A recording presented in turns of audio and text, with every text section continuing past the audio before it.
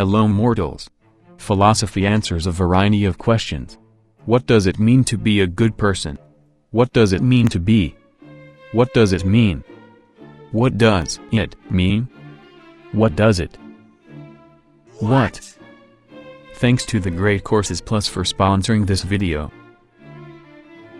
Throughout history there has been a countless number of philosophers adhering to a huge number of schools and movements. From Zoroastrianism to transhumanism, one simply can't go over all of them in one small video. So let's look at the main characters. So, in no particular order.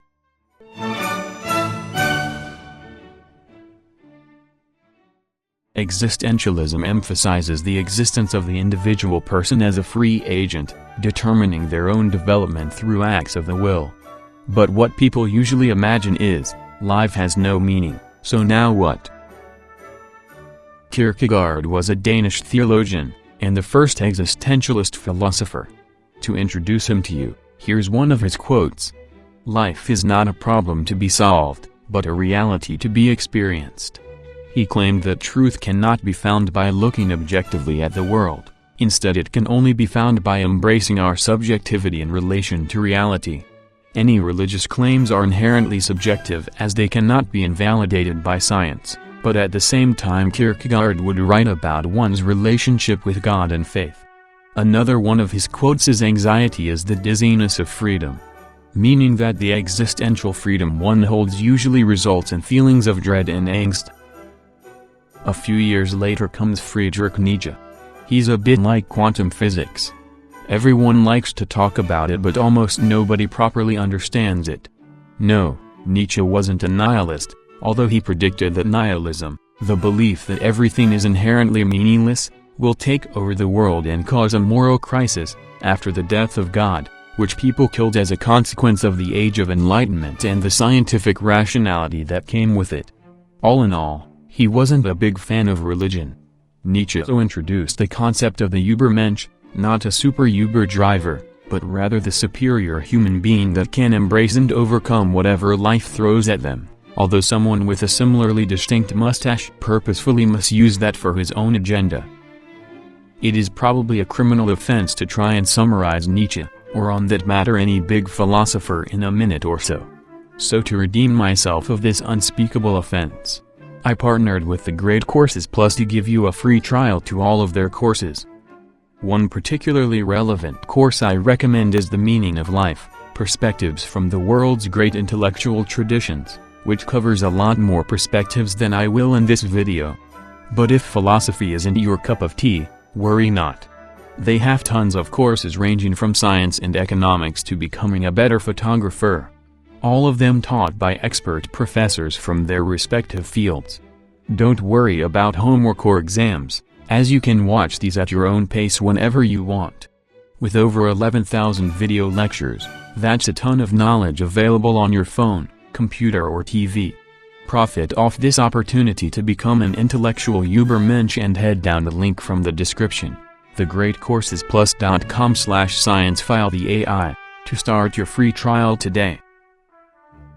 Now let's travel about 100 years in the future in France.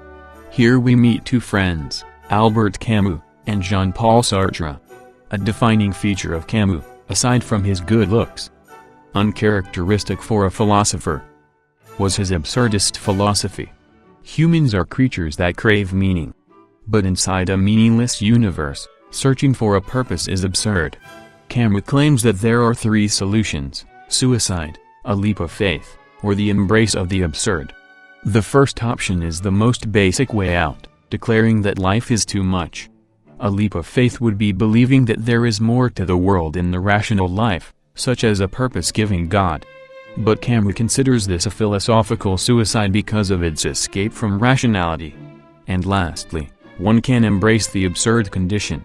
In acknowledging the absurdity of seeking any inherent meaning, but continuing this search regardless, one can be happy, gradually developing meaning from the search alone. The only way to deal with an unfree world is to become so absolutely free that your very existence is an act of rebellion. If Camus was more of an absurdist, Sartre catalogued himself as an existentialist. Just as absurdism, They both agree that the universe is inherently meaningless, but existentialism states that one must create their own meaning. The existentialist mantra, existence precedes essence, means that humans are first born blank, and only then they can craft their own essence, or purpose. But Camus and Sartre's friendship sadly came to an end due to some disagreements.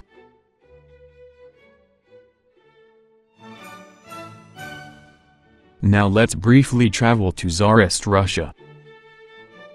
Oh whoops, who do we have here? The Doki Doki Literature Club accused of distributing illegal books. And that is the great Russian writer, Fyodor Dostoevsky among them. Just as they are about to be shot, a note comes from the Russian Tsar, which spares them of the death sentence, and instead, sends them to Siberia for 4 years. Needless to say, this entire experience influenced Dostoevsky's future works of literature, in a pretty grim way. He claims that man will never be content with what he has, and will never be happy. Life can only ever be a process of changing the focus of pain, never removing pain itself. From his works one can also deduce that deep inside, everyone is more human than they imagine. Even some cold-blooded killer is more similar to you than you can think. And even you, such a nice and lovely person, are not that different than the cold-blooded killer.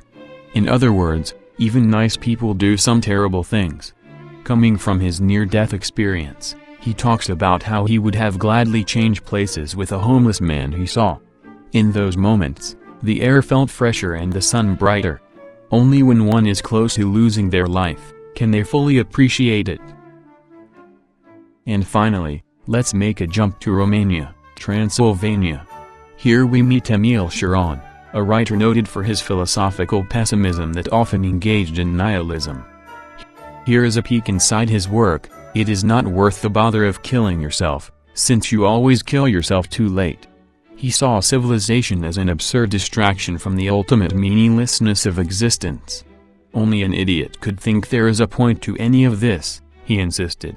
Similarly to Dostoevsky, he wrote that one should live, as though one were already dead, as only then can one truly appreciate life.